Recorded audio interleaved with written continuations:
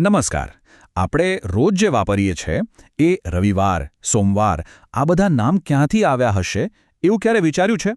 ચાલો, આનો જવાબ શોધવા માટે આપણે જઈએ સંસ્કૃતની પ્રાચીન દુનિયામાં. એને સમજીએ કે સમયની આ ગણતરી કેવી રીતે શરૂ થઈ.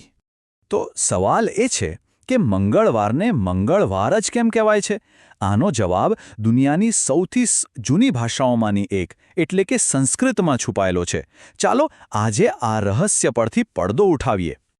તો સૌથી પહેલાં ચાલો આપણે એના પાયાથી જ શરૂઆત કરીએ. સંસ્કૃતમાં અઠવાડિયાના 7 દિવસોના નામ શું છે? અહીં એક ખૂબ જ રસપ્રદ વાત છે.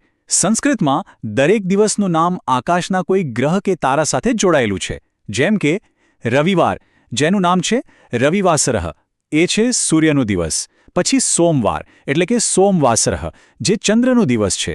એ પછી આવે છે મંગલવાસરઃ, જે મંગલ ગ્રહ પરથી આવ્યો છે. બુધ ગ્રહ પરથી બુધવાસરઃ, ગુરુ ગ્રહ પરથી ગુરુવાસરઃ, શુક્ર પરથી શુક્રવાસરઃ અને છેલ્લે શનિ ગ્રહ માટે શનિવાસરઃ. જુઓ, આ ખાલી નામ નથી, પણ એ બતાવે છે કે પ્રાચીન કાળમાં લોકો સમય અને આકાશને કેટલા ઊંડાણથી જોતા હતા.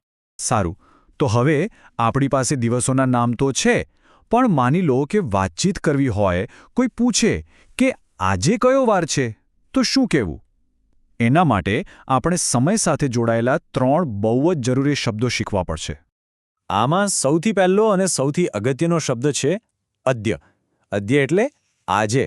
કોઈ પણ વાતચીતની શરૂઆત તો વર્તમાનથી જ થાય છે, એટલે આ શબ્દ બહુ કામનો છે. હવે ભવિષ્યની વાત કરવી હોય તો એના માટે શબ્દ છે શ્વઃ. શ્વ એટલે આવતીકાલ. એના ઉચ્ચાર પર ખાસ ધ્યાન આપજો. શ્વઃ. અને છેલ્લે ભૂતકાળ માટેનો શબ્દ છે હયઃ, એટલે કે ગઈકાલ. તો જુઓ, આપણી પાસે સમયનું આખું ચક્ર તૈયાર છે. હયઃ, અદ્ય અને શ્વઃ, એટલે કે ગઈકાલ, આજ અને આવતીકાલ. વાહ, સરસ. હવે આપણી પાસે બધા જ જરૂરી શબ્દો છે. તો ચાલો હવે આ શબ્દોને જોડીને નાના નાના વાક્યો બનાવીએ અને જોઈએ કે સંસ્કૃતમાં વાતચીત કરવી ખરેખર કેટલી સહેલી છે. જો અહીં આપણી પાસે મૂળ સ્ત્રોતમાંથી જ એક ઉદાહરણ છે. જરા ધ્યાનથી જોજો કે કેવી રીતે દિવસો અને સમયના શબ્દોને ભેળા કરીને એક નાનકડો પણ અર્થપૂર્ણ સંવાદ બનાવવામાં આવ્યો છે. આ વાક્ય જુઓ, અદ્ય મંગલવાસરઃ. આનો અર્થ થાય છે આજે મંગળવાર છે. જોયું? સંસ્કૃતની વાક્ય રચના કેટલી સીધી અને સરળ છે. ખાલી 2 શબ્દો જોડી દો અને વાક્ય તૈયાર. બસ આટલું જ. હવે આ બીજું ઉદાહરણ જુઓ. ગઈકાલે સોમવાર હતો કેવું હોય તો? બસ એમ જ. હ્ય સોમવાસરઃ. અહીં એક મજાની વાત એ છે કે હતો માટે કોઈ અલગથી શબ્દ વાપરવાની જરૂર જ નથી. ખાલી હ્ય શબ્દ જ કહી દે છે કે વાત ભૂતકાળની છે. કેટલી સ્માર્ટ ભાષા છે નહીં? ચાલો હવે જે શીખ્યા એને થોડું પાકું કરી લઈએ. એક નાનકડી કસોટી થઈ જાય. તૈયાર છો ને? સારું, તો પહેલો સવાલ. જો અદ્ય રવિવાસરઃ હોય એટલે કે આજે રવિવાર છે, તો પછી અહીંયા કયો વાર હશે? જરા વિચારો જોઈએ. અને સાચો જવાબ છે શનિવાસરઃ, એટલે કે શનિવાર. જો તમારો જવાબ સાચો હોય તો ખૂબ સરસ. ચાલો હવે એક બીજો સવાલ. આ વખતે થોડું અલગ છે.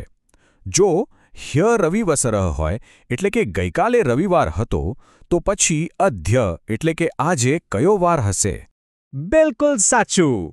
જવાબ છે સોમવાસરઃ, એટલે કે સોમવાર. જોયું? આ રીતે અભ્યાસ કરવાથી આપણે જે શીખ્યા છીએ એ બરાબર યાદ રહી જાય છે.